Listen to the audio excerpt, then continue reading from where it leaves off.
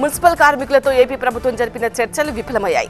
దీంతో సమ్మెలో యథాతథంగా కొనసాగించనున్నారు మున్సిపల్ కార్మికులు. దశల వారీగా సమాన పనికి సమాన వేతనం ఇచ్చేందుకు సీఎం జగన్తో మాట్లాడతామన్నారు మంత్రులు. అంతవరకు బేసిక్ పీఆర్సీ ఇవ్వాలన్నారు మున్సిపల్ కార్మికులు. ఈ నెల 12 లేదా 17న మరోసారి చర్చిద్దామని, అంతవరకు సమ్మె విరమించాలని మంత్రులు కోరారు. కానీ సమ్మె విరమణకు నిరాకరించారు మున్సిపల్ కార్మికులు. మున్సిపల్ కార్మికులతో చర్చలు సంతృప్తికరంగా జరిగాయన్నారు మంత్రి ఆదిమూలపు సురేష్. మిగతా డిమాండ్లపై మరోసారి చర్చలు జరుపుతామన్నారు. డిమాండ్లపై ప్రభుత్వం సానుకూలంగా స్పందించిందని, ప్రజల ఆరోగ్యం దృష్ట్యా సమ్మె విరమించాలని కోరామని తెలిపారు. అవుట్ సోర్సింగ్ ఉద్యోగుల డిమాండ్లను పరిష్కరిస్తామన్నారు. కార్మికులకు అనుకూలంగా జీవో ఇచ్చామని స్పష్టం చేశారు మంత్రి ఆదిమూలపు. మరోవైపు ఏపీలో అంగన్వాడీలకు ప్రభుత్వం అల్టిమేటం జారీ చేసింది. జనవరి 5 లోపు సమ్మె విరమించి విధులకు హాజరు కావాలని ఆదేశించింది. లేదంటే శాఖాపరమైన చర్యలు తీసుకుంటామని తెలిపింది. సమ్మె వల్ల బాలింతలు, చిన్నపిల్లలు ఇబ్బంది పడుతున్నారని ప్రభుత్వం తెలిపింది. ఇక 22 రోజులుగా సమ్మె చేస్తున్న అంగన్వాడీలు విడతల వారీగా ఆందోళన ఉధృతం చేస్తున్నారు. రేపు జిల్లా కలెక్టరేట్ల ముట్టడికి పిలుపునిచ్చారు అంగన్వాడీలు. బీజేపీ నాయకురాలు బళ్ళారి మాజీ ఎంపీ జె శాంత వైసీపీలో చేరారు. గుంతకలకు చెందిన శాంత వాల్మీకి సామాజిక వర్గానికి చెందినవారు. తాడేపల్లిలో సీఎం జగన్ శాంతకు కండువా కప్పి ఆహ్వానించారు. జగన్ పాలనలో వాల్మీకులకు ప్రాధాన్యం లభించిందని శాంత అన్నారు. సామాన్య కార్యకర్తలా పనిచేసేందుకు తాను వైసీపీలో చేరానని తెలిపారు. వైఎస్ఆర్టీపీని కాంగ్రెస్ లో విలీనం చేస్తున్నట్టు ప్రకటించారు వైఎస్ షర్మిల. ఈ నెల 4న పార్టీని విలీనం చేస్తామని వైఎస్ఆర్టీపీ నేతలకు క్లారిటీ ఇచ్చారు. రేపు ఢిల్లీ వెళ్లి కాంగ్రెస్ అధిష్టానాన్ని కలుస్తా అన్నారు. తనకు ఏపీసీసీ అధ్యక్ష పదవి ఇస్తామన్నారని షర్మిల చెప్పారు. ఇక ఏఐసీసీ ప్రధాన కార్యదర్శి పదవి కూడా ఆఫర్ చేశారన్నారు. అయితే తాను ఇంకా ఏ నిర్ణయం తీసుకోలేదని చెప్పారు ఆమె. 2 రోజుల్లోనే తానే అన్ని విషయాలపై క్లారిటీ ఇస్తా అన్నారు.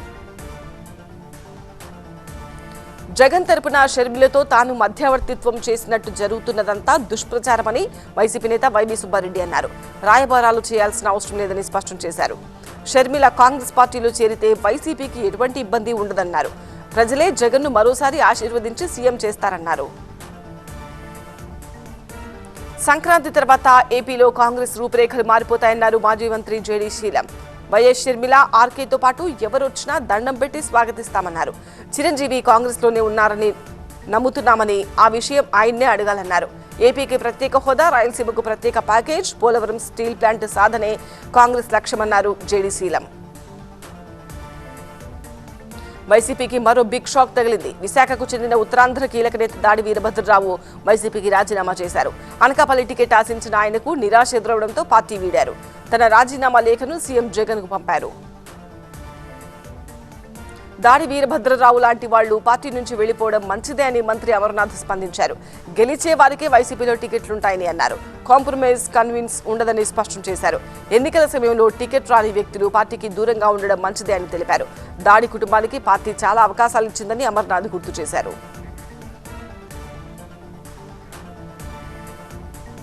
ప్రజాపాలన దరఖాస్తులు గడువు పెంచబోమంటున్న తెలంగాణ సర్కార్. మెట్రో రైల్ కొత్త మార్గాల అన్వేషణ. కాంగ్రెస్, బీజేపీ తెలంగాణకు అన్యాయం చేశాయంటున్న బీఆర్ఎస్. తెలంగాణ టుడేలో ఈ టాప్ 9 న్యూస్ చూద్దాం. హైదరాబాద్ మెట్రో రైల్ లైన్ పొడిగింపు ప్రస్తుత పరిస్థితిపై ఉన్నతాధికారులతో ముఖ్యమంత్రి రేవంత్ రెడ్డి సమీక్షించారు. పాత బస్తీకి మెట్రో పొడిగింపుపై సీఎంకు మెట్రో అధికారులు పవర్ పాయింట్ ప్రెజెంటేషన్ ఇచ్చారు. ఎంజీబీఎస్ నుంచి సాలార్జంగ్ మ్యూజియం, షాలిబండ, చార్మినార్ మీదుగా ఫలక్నుమా వరకు మెట్రో పొడిగించాలనే ప్రతిపాదనను ప్రభుత్వం పరిశీలిస్తోంది. ఇందులో భాగంగా అత్యధిక ప్రయాణికులకు అందుబాటులో ఉండేలా కొత్త రూట్స్ ప్రతిపాదించింది. ఈ వారంలోనే కాళేశ్వరం ప్రాజెక్టుపై న్యాయ విచారణ మొదలు పెడతామని ఇరిగేషన్ శాఖ మంత్రి ఉత్తమ్ కుమార్ రెడ్డి తెలిపారు. కాళేశ్వరం ప్రాజెక్టుపై బీజేపీ రాష్ట్ర అధ్యక్షుడు కిషన్ రెడ్డి చేసిన వ్యాఖ్యలు అవాస్తవమని అన్నారు. బ్యాంకులు, రూరల్ ఎలక్ట్రిఫికేషన్ కార్పొరేషన్ ద్వారా కాళేశ్వరం ప్రాజెక్టుకు కేంద్రం రుణాలు ఇప్పించిందని ఉత్తమ్ తెలిపారు. సాగునీటి రంగంపై త్వరలోనే శ్వేతపత్రం విడుదల చేస్తామని వెల్లడించారు. ప్రజాపాలన దరఖాస్తులకు చివరి తేదీ జనవరి 6 అని రవాణా శాఖ మంత్రి పొన్నం ప్రభాకర్ తెలిపారు. గడువు పొడిగింపు ఉండదన్నారు. పేద ప్రజల సమస్యల పరిష్కారం కోసమే 6 గ్యారంటీలు తెచ్చామన్నారు. ఆటో డ్రైవర్లు బీఆర్ఎస్ ట్రాప్ లో పడొద్దన్నారు పొన్నం. ప్రజాపాలనకు మంచి స్పందన వస్తోందన్నారు. కాంగ్రెస్ బీజేపీలు తెలంగాణకు అన్యాయం చేస్తున్నాయని మాజీ మంత్రి హరీష్ రావు అన్నారు. గిరిజన వర్సిటీ కోచ్ ఫ్యాక్టరీ ఇస్తానని చెప్పి బీజేపీ మోసం చేసిందన్నారు. 2 లక్షల రుణమాఫీ చేసిన తర్వాతే కాంగ్రెస్ పార్టీ వచ్చే ఎన్నికల్లో ఓట్లు అడగాలని హరీష్ డిమాండ్ చేశారు. అధికారంలోకి రాగానే ఉచిత కరెంట్ అని చెప్పి ఇప్పుడు మాట తప్పి ముక్కుపిండి బిల్లులు వసూలు చేస్తున్నారని హరీష్ రావు విమర్శించారు. మొన్నటి ఎన్నికల్లో ఓటమి ఒక స్పీడ్ బ్రేకర్ లాంటిదని మళ్లీ పికప్ అవుతామని పార్టీ శ్రేణులతో హరీష్ రావు అన్నారు. తెలంగాణకు బీఆర్ఎస్ఏ శ్రీరామ రక్ష అన్నారు. 100 రోజుల్లోనే 6 గ్యారంటీలు అమలు చేసేందుకు చిత్తశుద్ధితో పనిచేస్తున్నామని రెవెన్యూ మంత్రి పొంగులేటి శ్రీనివాసరెడ్డి అన్నారు. ఖమ్మం రూరల్ మండలం తిరుమలాయపాలెం చుట్టుపక్కల గ్రామాల్లో నిర్వహించిన ప్రజాపాలన కార్యక్రమంలో పొంగులేటి శ్రీనివాసరెడ్డి పాల్గొన్నారు. ప్రజలకు ఎక్కడా ఇబ్బంది కలగకూడదనే ఆలోచనతోనే పాలనను గ్రామాల్లోకి తెచ్చామని వెల్లడించారు. ప్రజాపాలనలో ప్రతి అప్లికేషన్ను కంప్యూటరీకరిస్తామని పొంగులేటి ప్రకటించారు. గత ప్రభుత్వం తెలంగాణ నెత్తిపై దాదాపు 7 లక్షల కోట్ల రూపాయల అప్పు పెట్టిందని తెలిపారు. స్త్రీ నిధిపై సమీక్షా సమావేశం నిర్వహించారు మంత్రి సీతక్క. ప్రిన్సిపల్ సెక్రటరీ సందీప్ కుమార్ సుల్తానియా, స్త్రీ నిధి బ్యాంకు అధికారులు ఈ రివ్యూ మీటింగ్ కు హాజరయ్యారు. మరోవైపు మంత్రి కొండా సురేఖ కూడా అధికారులతో సమీక్ష నిర్వహించారు.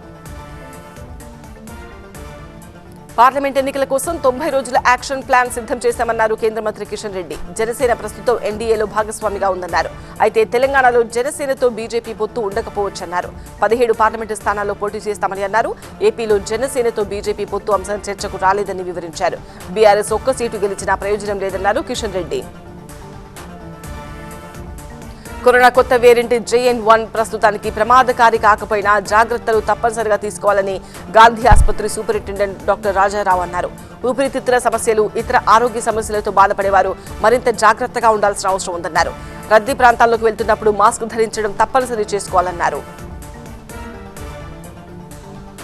హైదరాబాద్లోని ప్రజాభవన్ ముందు కొంతమంది బాధితులు ఆందోళనకు దిగారు. దానం నాగేందర్ తన అనుచరుల పేరుతో ప్రకాష్ నగర్లో భూములు కబ్జా చేస్తున్నారంటూ నిరసన తెలిపారు. ప్రజావాణిలో ఫిర్యాదు చేయడానికి వస్తే బెదిరిస్తున్నారంటూ బేగంపేట్ పిఎస్లో ఫిర్యాదు చేశారు. దానం అనుచరుల నుంచి తమకు రక్షణ కల్పించాలని కోరారు. మరోవైపు బాధితుల నిరసనను సీక్రెట్ గా వీడియో తీస్తున్న దానం అనుచరుని అరెస్ట్ చేసి స్టేషన్కు తరలించారు పంజగుట్ట పోలీసులు. ఉత్తర ద్వార దర్శనం ద్వారా 6 లక్షల మంది భక్తులకు శ్రీవారి దర్శనం. భవానీ దీక్షల విరమణకు ఇంద్రకీలాద్రిపై ఏర్పాట్లు. ముచ్చటగా 3వసారి జాతీయ రహదారికి మార్పులు. 2 తెలుగు రాష్ట్రాల విశేషాలు ఇప్పుడు చూద్దాం. వైకుంఠ ద్వార దర్శనం నిర్వహించిన 10 రోజుల్లో దాదాపు 6,50,000 మంది భక్తులు శ్రీవారిని దర్శించుకున్నారు. గత ఏడాదితో పోల్చితే ఈ సంఖ్య 40,000 ఎక్కువ. ఈ 10 రోజుల్లో హుండీలో 40 కోట్ల 10 లక్షల రూపాయలు జమయ్యాయి. 2,13,000 మంది తలనీలాలు సమర్పించుకున్నారని టీటీడీ ఈవో తెలిపారు. అలిపిరి పాదాల మండపాన్ని తిరిగి నిర్మించేందుకు పురావస్తు శాఖ అనుమతి కోరినట్టు ఈవో వెల్లడించారు. రేపటి నుంచి మొదలయ్యే భవానీ దీక్ష విరమణ ఉత్సవాలకు ఇంద్రకీలాద్రిలో విస్తృత ఏర్పాట్లు చేశారు. రేపటి నుంచి ఈ నెల 7 వరకు దీక్ష విరమణ ఉత్సవాలు ఉంటాయి. ఇప్పటికే చాలా మంది భవానీలు దుర్గగుడి చేరుకుంటున్నారు. వినాయకుడి గుడి నుంచి ప్రత్యేక క్యూలైన్లు ఏర్పాటు చేశారు. 5 లక్షల మంది భవానీలు అమ్మవారిని సందర్శిస్తారని అంచనా. ఈ నెల 5, 6, 7 తేదీల్లో రాజమండ్రిలో 2 అంతర్జాతీయ తెలుగు మహాసభలు జరగనున్నాయి. ఈ వేడుకను పురస్కరించుకుని రాజమండ్రి శోభయాత్ర నిర్వహించారు. ఇందులో గజల్ శ్రీనివాస్, విశాఖ శారదా పీఠం ఉత్తరాధికారి స్వాత్మానేంద్ర సరస్వతి, రాజమండ్రి ఎంపీ భరత్ పాల్గొన్నారు. మంచిర్యాలలో NH63 రూట్ ముచ్చటగా 3వసారి మారుస్తూ కేంద్ర రహదారుల మంత్రిత్వ శాఖ ఆదేశాలు జారీ చేసింది. మంచిర్యాల నుంచి లక్షెట్టిపేట మధ్య 35 కిలోమీటర్లకు కొత్త మార్గానికి NHAI ఆమోదం తెలిపింది. ప్రస్తుతం ఉన్న మార్గంలో హైవే వద్దని గత ఏడాది 100 గ్రామాలకు పైగా ప్రజలు ఆందోళన చేపట్టారు. వీరి ఆందోళనను పరిగణలోకి తీసుకున్న కేంద్ర మంత్రి నితిన్ గడ్కరీ రూటు మార్పుకు క్లియరెన్స్ ఇచ్చారు. డిమాండ్లు పరిష్కరించాలని కోరుతూ మున్సిపల్ కార్మికులు తమ ఆందోళన మరింత ఉధృతం చేశారు. సత్యసాయి జిల్లా పుట్టపర్తిలో ఒంటికాలపై నిల్చుని దండాలు పెడుతూ కార్మికులు నిరసన చేశారు. తక్షణమే ప్రభుత్వం స్పందించి తమ సమస్యలు పరిష్కరించాలని కార్మికులు కోరారు. మత్స్యకారుల అభ్యున్నతి కోసం దేశవ్యాప్తంగా కేంద్ర ప్రభుత్వం అనేక సంస్కరణలు తీసుకొస్తోందని కేంద్ర మత్స్య పశుసంవర్ధక శాఖ మంత్రి పురుషోత్తం రూపాల తెలిపారు. సాగర్ పరిక్రమలో భాగంగా ఆయన బాపట్ల జిల్లా చీరాల పరిధిలో ఓడరేవు సముద్ర తీరాన్ని సందర్శించారు. ప్రధాన మంత్రి మత్స్య సంపద యోజన ద్వారా అత్యధిక లబ్ధి పొందుతున్న వారిలో ఏపీ ఒకటి అని మంత్రి రూపాల తెలిపారు. అయోధ్య నుంచి తెచ్చిన అక్షింతల పంపిణీ విజయవాడలో ఘనంగా జరిగింది. 4,000 కుటుంబాలకు అక్షింతలు పంపిణీ చేశారు. గాంధీ కాలనీలోని ఆంజనేయ ఆలయం నుంచి ఊరేగింపుగా బయలుదేరి ఇంటింటికి శ్రీరామ పూజిత అక్షింతలను అందజేశారు. ఊరేగింపు సందర్భంగా భక్తులు జై శ్రీరామ్ నినాదాలతో ఆ ప్రాంతం మారుమోగింది. సంగారెడ్డి జిల్లా సదాశివపేట టౌన్లో నిర్వహించిన ప్రజాపాలన కార్యక్రమంలో గందరగోళం చోటు చేసుకుంది. ఈ కార్యక్రమానికి సంగారెడ్డి జిల్లా కాంగ్రెస్ అధ్యక్షురాలు నిర్మలా జగ్గారెడ్డి హాజరయ్యారు. ఆమె వచ్చిన సమయంలో బీజేపీ ప్రతినిధులు కూడా అక్కడికి వచ్చారు. ఎప్పట్లోగా 6 గ్యారెంటీలు అమలు చేస్తారో చెప్పాలని బీజేపీ కౌన్సిలర్ నిర్మల ప్రశ్నించడంతో కార్యక్రమం రసాభాసగా మారింది. తూర్పుగోదావరి జిల్లా కడియపులంగ నర్సరీలో పూల మొక్కలు సందడి చేస్తున్నాయి. పూలు, పండ్ల మొక్కలతో పాటు ఇంటి ఆవరణలో పెంచుకునే కొత్త రకం మొక్కలను రైతులు సిద్ధం చేశారు. 2024 సంవత్సరంలో కొత్తగా 25 మొక్కలను పరిచయం చేస్తున్నట్టు నర్సరీ సిబ్బంది తెలిపారు. తమిళనాడులో ప్రధాని మోదీ పర్యటన, విద్యార్థులకు హితబోధ, ఎన్నికల కమిషనర్ల నియామకంపై సుప్రీంకోర్టులో పిటిషన్. నేషనల్ న్యూస్ సెగ్మెంట్లో టాప్ 9 న్యూస్ చూద్దాం. వరదలతో అతలాకుతమైన తమిళనాడుకు అన్ని విధాలుగా అండగా ఉంటామని ప్రధాని అన్నారు. తమిళనాడులో ప్రధాని మోదీ 1,100 కోట్లతో నిర్మించిన తిరుచి ఇంటర్నేషనల్ ఎయిర్పోర్టు కొత్త టెర్మినల్ను ప్రారంభించారు. దాంతో పాటు మరో 20,000 కోట్ల రూపాయల అభివృద్ధి పనులకు శ్రీకారం చుట్టారు. ఇటీవల వరదల్లో చనిపోయిన వారికి శ్రద్ధాంజలి ఘటించారు.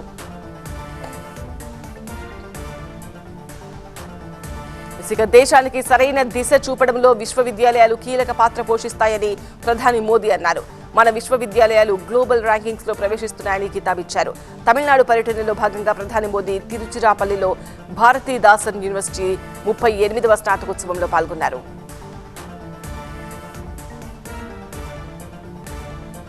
ప్రధాన ఎన్నికల కమిషనర్ నియామకానికి సంబంధించి కొత్తగా తెచ్చిన చట్టాన్ని సవాల్ చేస్తూ కాంగ్రెస్ పార్టీ సుప్రీంకోర్టులో పిటిషన్ దాఖలు చేసింది.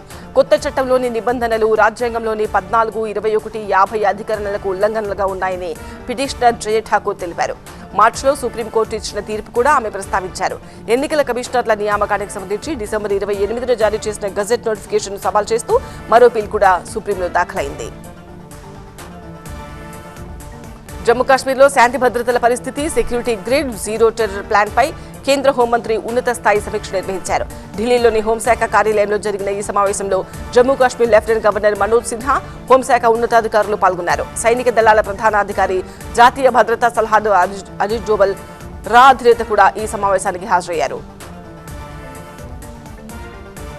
సమ్మె చేస్తున్న ట్రక్ డ్రైవర్లకు కాంగ్రెస్ అగ్రనేత రాహుల్ గాంధీ సంఘీభావం ప్రకటించారు. ప్రభావిత వర్గాలతో చర్చించకుండా, విపక్షంతో సంప్రదించకుండా చట్టాలు చేయడం ప్రజాస్వామ్యంపై జరుగుతున్న దాడిగా రాహుల్ అభివర్ణించారు.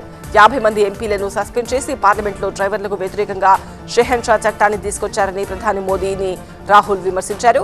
భారతీయ ఆర్థిక వ్యవస్థకు డ్రైవర్లు వెన్నెముక లాంటి వారని, ఈ చట్టం ద్వారా దారుణమైన పరిణామాలు ఉంటాయని రాహుల్ ఆందోళన వ్యక్తం చేశారు. కొత్త చట్టానికి వ్యతిరేకంగా దేశవ్యాప్తంగా సమ్మె చేస్తున్న డ్రైవర్ల యూనియన్లతో కేంద్ర హోంశాఖ కార్యదర్శి చర్చలు జరపనున్నారు. ఈ వివాదానికి సామరస్యపూర్వక పరిష్కారం కనుగొనేందుకు కేంద్రం ప్రయత్నిస్తోంది. హిట్ అండ్ రన్ కేసులకు సంబంధించి కొత్తగా తెచ్చిన నిబంధనలను వెనక్కి తీసుకోవాలని డ్రైవర్ల యూనియన్ డిమాండ్ చేస్తోంది. కేంద్ర హోంశాఖ కార్యదర్శితో చర్చల తర్వాత భవిష్యత్తు కార్యాచరణపై నిర్ణయం తీసుకుంటామని all India motor transport Congress కు స్పష్టం చేసింది. ప్రస్తుతం తాము దేశవ్యాప్తంగా సమ్మెకు పిలుపునివ్వలేదని తెలిపింది. చట్టం చేసే సమయంలో తమను సంప్రదించకపోవడాన్ని ఈ సంఘం తప్పుపట్టింది. ఈ ఏడాది ఏప్రిల్, మే నెలల్లో జరిగే సార్వత్రిక ఎన్నికలకు బీజేపీ కొత్త నినాదాన్ని ఖరారు చేసింది. తీస్రీ బార్ మోదీ సర్కార్, అబ్ కీ బార్ 400 పార్ అనే స్లోగన్తో జనంలోకి వెళ్లాలని బీజేపీ నిర్ణయించింది. ఢిల్లీలో పార్టీ జాతీయ అధ్యక్షుడు జేపీ నడ్డా అధ్యక్షతన జరిగిన సమావేశంలో పార్టీ నిర్ణయం తీసుకుంది. గొప్పగా ప్రకటనలు చేసుకున్నంత మాత్రాన గొప్పవారైపోరని ప్రధాని మోదీని విమర్శించారు కాంగ్రెస్ ప్రధాన కార్యదర్శి ప్రియాంక గాంధీ. మణిపూర్లో మళ్లీ హింస చెలరేగడానికి ప్రధాని మోదీ మౌనమే కారణమని విమర్శించారు. మోదీ ఇంతవరకు మణిపూర్ను సందర్శించలేదని అన్నారు. కనీసం ఆ రాష్ట్ర ప్రతినిధి బృందాన్ని కూడా కలవలేదని ఆగ్రహం వ్యక్తం చేశారు. అయోధ్యలో ఏర్పాట్లను స్వయంగా పరిశీలించిన యూపీ సీఎం యోగి ప్రాణ ప్రతిష్టకు సంబంధించి రాజధాని లక్నోలో సమీక్షా సమావేశం నిర్వహించారు. ఉన్నతాధికారులందరూ ఈ సమావేశంలో పాల్గొన్నారు. తన కొత్త పుస్తకం వై భారత్ మ్యాటర్స్ లో రామాయణం సందర్భాన్ని ఎంచుకునే ప్రయత్నాన్ని చేశానని విదేశాంగ మంత్రి జయశంకర్ తెలిపారు. రావణుని ఎదుర్కొనేందుకు ఎలా సంకీర్ణాన్ని శ్రీరాముడు చేపట్టారో అనే విషయాన్ని పుస్తకంలో వివరించినట్టు వెల్లడించారు. రాజకీయవేత్తగా, విద్యావేత్తగా, దౌత్యవేత్తగా తన అనుభవాలన్నీ ఈ పుస్తకంలో పొందుపరిచినట్టు తెలిపారు. భారత్ అనేది కేవలం సాంస్కృతిక నాగరికతకు ప్రతిబింబం కాదని, అది ఒక గుర్తింపు, ఆత్మవిశ్వాసానికి ప్రతీక అని జయశంకర్ వివరించారు. హిట్ అండ్ రన్ కేసులకు సంబంధించి కొత్తగా తెచ్చిన చట్టాన్ని వ్యతిరేకిస్తూ ట్రక్ డ్రైవర్లు సమ్మెకు దిగడంతో దేశంలోని అన్ని ప్రాంతాల్లో పెట్రోల్, డీజిల్ కు కొరత ఏర్పడింది. చాలా చోట్ల భారీ క్యూ లైన్స్ కనిపించాయి. ట్రక్ డ్రైవర్లు సమ్మెకు దిగడంతో ముంబైలోని చాలా ప్రాంతాల్లో కూరగాయల ధరలకు రెక్కలొచ్చాయి. మార్కెట్కు కూరగాయల రాక తగ్గడంతో ధరలు భారీగా పెరిగాయి. మార్కెట్కు వచ్చిన కొనుగోలుదారులు ధరలు విని తిరిగి వెళ్లిపోతున్నారు. సమ్మె చేస్తున్న ట్రక్ డ్రైవర్లు, పోలీసులకు మధ్య చోటు చేసుకున్న వివాదం యూపీలోని మొయిన్పూరిలో ఉద్రిక్తతకు దారితీసింది. ఈ ఘటనలో సమ్మె చేస్తున్న డ్రైవర్లలో కొంతమంది పోలీసులపై రాళ్లు రుపారు. రాళ్ల దాడి తీవ్రం కావడంతో పోలీసులు తుపాకులు పేల్చారు. ఈ ఘటనతో మొయిన్పూరి రహదారిపై భారీగా వాహనాలు నిలిచిపోయాయి. సమాజ్వాదీ పార్టీ నేత స్వామి ప్రసాద్ మౌర్య పుట్టినరోజును పురస్కరించుకుని లక్నోలోని కింగ్ జార్జ్ మెమోరియల్ యూనివర్సిటీ ఆసుపత్రిలో ఏర్పాటు చేసిన రక్తదాన శిబిరాన్ని ఆ పార్టీ అధ్యక్షుడు అఖిలేష్ యాదవ్ సందర్శించారు. ఈ ఆసుపత్రికి తొలిసారి వచ్చారని అఖిలేష్ తెలిపారు. 2011 చైనా పౌరులకు వీసాల జారీ, మనీ లాండరింగ్ కు సంబంధించి కేసులో కాంగ్రెస్ ఎంపీ కార్తీ చిదంబరం ఈడీ విచారణకు హాజరయ్యారు. డిసెంబర్ 23న కూడా ఈడీ విచారణకు కార్తీ హాజరయ్యారు. నాడు జరిగిన విచారణలో తన స్టేట్మెంట్ను ఈడీ అధికారులు రికార్డు చేసుకున్నారని కార్తీ తెలిపారు.